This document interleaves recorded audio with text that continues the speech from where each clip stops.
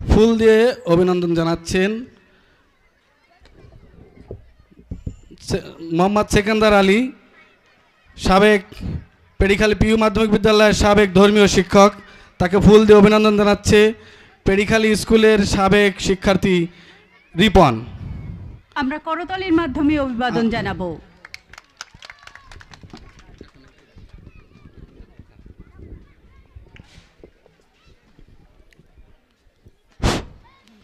তোমারে যা দিয়েছেন সে তোমারই দান, গ্রহণ করেছো যত, ঋণী তত করেছো আমায় হে বন্ধু বিধায়। সম্মানিত উপস্থিতি, আজকের এই ইজারা নাসিরউদ্দিন স্যারের বিদায় সম্বর্ধনা অনুষ্ঠানের উপস্থিত সম্মানিত সভাপতি, পিইউ মাধ্যমিক বিদ্যালয় অবসরপ্রাপ্ত প্রধান শিক্ষক, প্রধান অতিথি, উপজেলা প্রাথমিক শিক্ষা অফিসার কর্মকর্তা মহোদয়, এই মঞ্চে উপবিষ্ট আমন্ত্রিত অতিথিবৃন্দ, আমার সহকর্মী, মঞ্চের সম্মুখে উপস্থিত রয়েছেন আমাদের অবসরপ্রাপ্ত শিক্ষক মণ্ডলী, কর্মরত শিক্ষক মণ্ডলী, আমার নাসির স্যারের স্নেহভাজন শিক্ষার্থীবৃন্দ, অভিভাবক মণ্ডলী, আসসালামু আলাইকুম। আপনারা সবাই ভালো আছেন? আমি সুন্দর বক্তব্য দিতে পারি না, শুধু কিছু কথা বলবো। আপনারা সবাই ভালো আছেন? জোরে বলেন, আপনারা কেমন আছেন? আরেকটু জোরে, আপনারা কেমন আছেন? আলহামদুলিল্লাহ। সম্মানিত উপস্থিতি, আজকে আমার কি সৌভাগ্য হলো,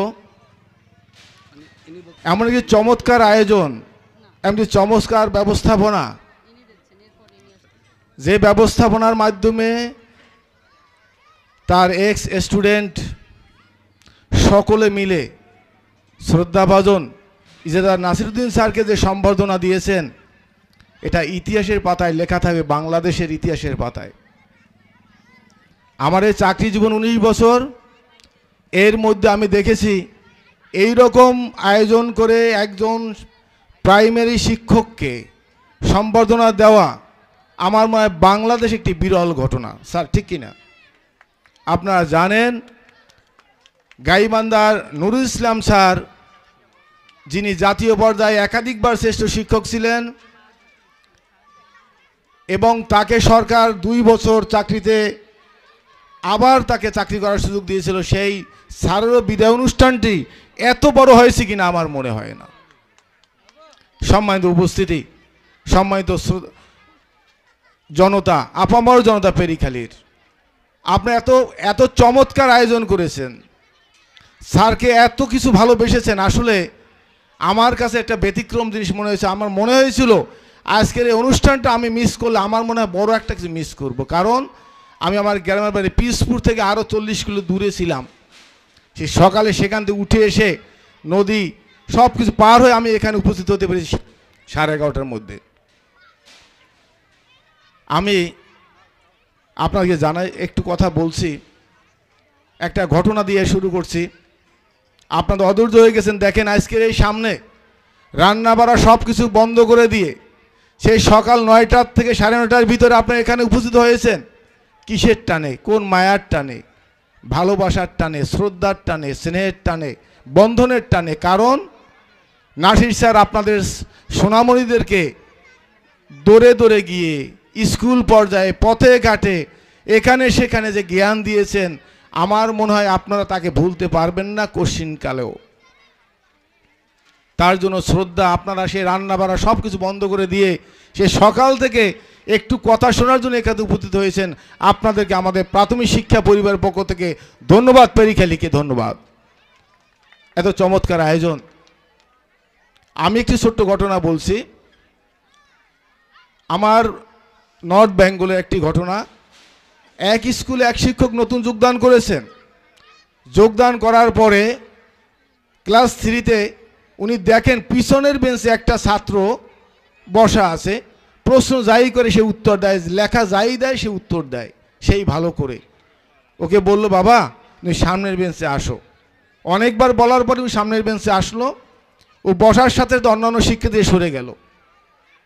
পরের দিন আবার এসে দেখে ওই ছাত্র আবার সেই লাস্ট বেঞ্চের কর্নারে বসা আছে। আবার ডাকলো, বাবা তুমি এখানে আসো। অনেকবার বড় আসলো, ওর কাছে কেউ বসে না, সরে গেল। পরের দিন অনেক অভিভাবক হেড স্যারের কাছে আসলো, আসার পর বললো, স্যার এমন এক শিক্ষক আনলেন, আমার ওই বাচ্চারা কিন্তু আপনার স্কুল থেকে টিসি নিয়ে যাব। কেন? বলে আমার ওই বাচ্চা ক্লাস 3-র ওই বাচ্চার সাথে অন্য বাচ্চারা বসতে চায় না। এখন আপনার এই স্যার কি শুরু করছে, নতুন টিচার, আমরা বাচ্চাদেরকে এই স্কুলে রাখবো না। এই বলার পরে গার্ডিয়ানে চলে গেল, স্যার ওই শিক্ষককে ডাকলেন, স্যার আপনি কি শুরু করছেন? ও যেখানে বসুক, জায়গায় বসে বসুক, ও ওর মতো বসুক, আপনি আপনার ক্লাস করেন, নাহলে কিন্তু একটা বাচ্চা আমাদের ক্লাস 3-তে থাকবে না। তখন স্যার চিন্তা করলেন, নতুন টিচার কি ব্যাপার। তখন ওর বাড়িতে গেলেন, ওর গার্ডিয়ানের সাথে কথা বললেন, বলার পরে উনি জানলেন যে ওর বাবা আমাদের দেশে যে কথাটা বলি বাথরুম পরিষ্কার করে, সেই রকম তারই ছেলে। এই জন্য ওর পাশে বসে না কেন, ও বলে যে ওর পাশে বসবো না, গন্ধ আসে। স্যার টার্গেট নিলেন এই সন্তানকে আমার মতো করে করতে হবে। উনি যখনই প্রশ্ন করেন উত্তর সে দেয়। একে একে একদিন 40টা চকলেট ওই ছেলেই পেল। অন্যান্য এমন কোশ্চেন করে যে ওই ছাত্রই পারে। ওর হাতে চকলেটগুলো দিয়ে বলো তুমি সবাইকে দিয়ে দাও।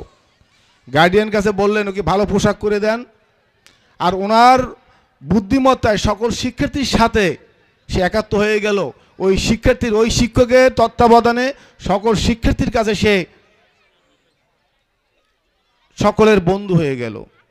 ক্লাস 5 ট্যালেন্ট পুলিবৃত্তি, ওই গ্রাউন্ডে হাই স্কুল 8-এ ট্যালেন্ট পুলিবৃত্তি, এসএসসিতে স্টান করলো, ইন্টারমিডিয়েটে অন্য এক কলেজে ভর্তি হলো, সেখানে স্টান করলো। স্যার জানেন যে ওই ছাত্র ঢাকা ইউনিভার্সিটিতে ভর্তি হলো, ঢাকা ইউনিভার্সিটির ছাত্র। দীর্ঘদিন স্যারের ছাত্রের সাথে দেখা নাই, মাঝে মধ্যে দেখা হয়, স্যারের সাথে কথা হয়, এরকম চলে গেল কয়েক বছর। একদিন হঠাৎ করে স্যার যাচ্ছে গ্রামের বাজার, নাসির স্যারের মতো একটি ব্যাগ হাতে করে নিয়ে গ্রামের বাজারে যাচ্ছে, বাজার করতে, হাটে যাচ্ছে।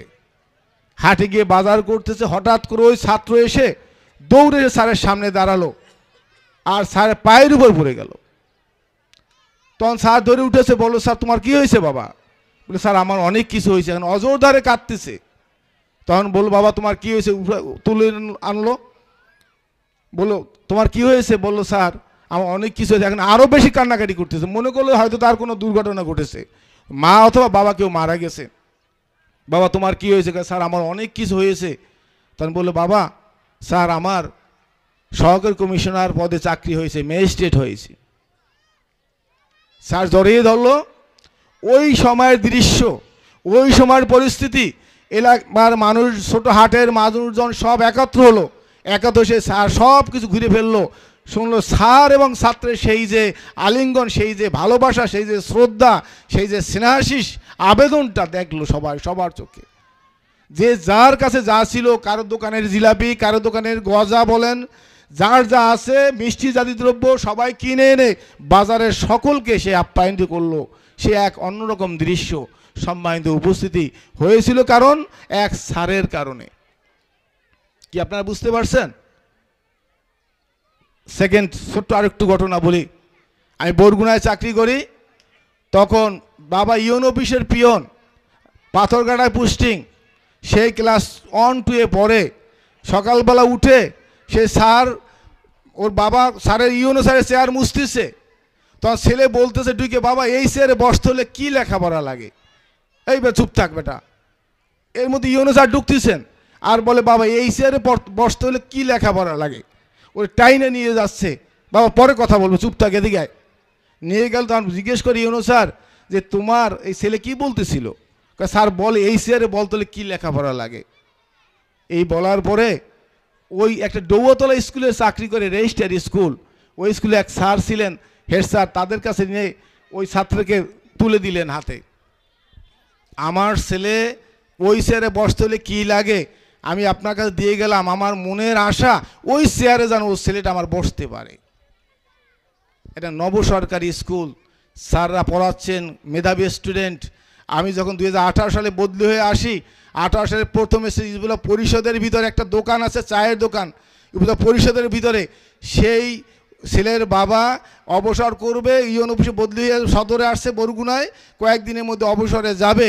তখন তার ছেলে ম্যাজিস্ট্রেট